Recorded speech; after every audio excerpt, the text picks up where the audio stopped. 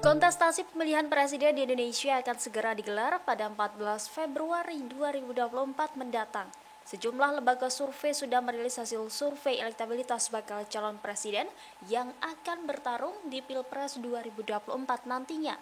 Adapun kandidat capres tersebut diantaranya Menteri Pertahanan Prabowo Subianto, Gubernur Jawa Tengah Ganjar Pranowo, dan ex-Gubernur DKI Jakarta Anies Baswedan. Dari ketiga bakal capres tersebut, siapa yang paling sering unggul di survei? Lembaga survei pertama ada LSI DNIJA, Lingkaran Survei Indonesia atau LSI DNIJA telah menggelar survei pada 3 hingga 15 Juli 2023. Hasilnya, Prabowo mendapat elektabilitas 52%, sedangkan Ganjar 41,6%. Jarak elektabilitas kedua tokoh ini mencapai 2 digit, yakni 10,4%.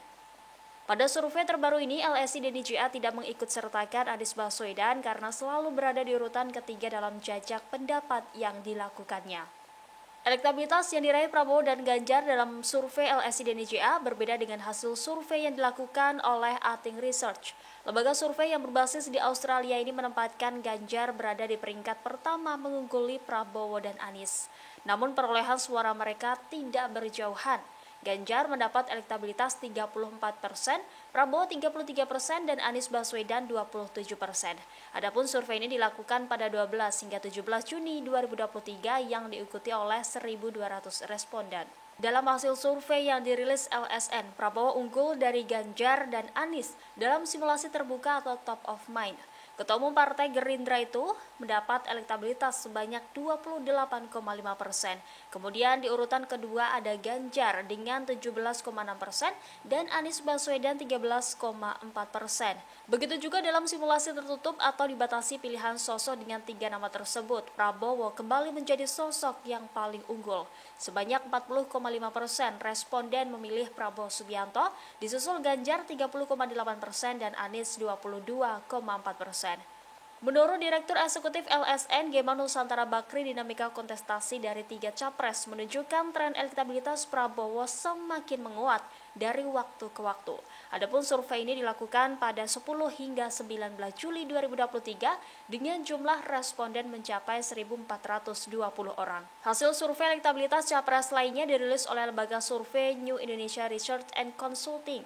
Lembaga survei ini mencatat elektabilitas Prabowo melesat dan mencapai 26,5%. Kemudian di posisi kedua ada Ganjar Pranowo dengan 23,6%, selisih keduanya hanya 2,9%.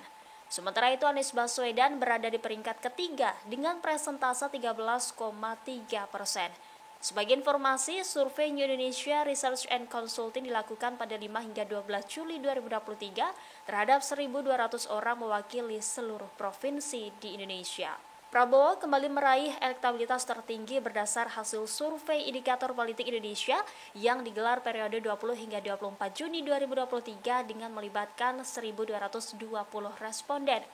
Dalam survei menyebut Prabowo meraih dukungan suara sebanyak 36,8%. Sementara Ganjar berada di posisi kedua dengan torehan suara sebanyak 35,7%. Kemudian Anies di posisi ketiga dengan 21,5%. Menurut Direktur Eksekutif Indikator Politik Burhanuddin Muhtadi, Prabowo dan Ganjar tengah berlomba dan saling menyalip elektabilitas satu sama lain. Terima kasih sudah nonton. Jangan lupa like, subscribe, dan share ya.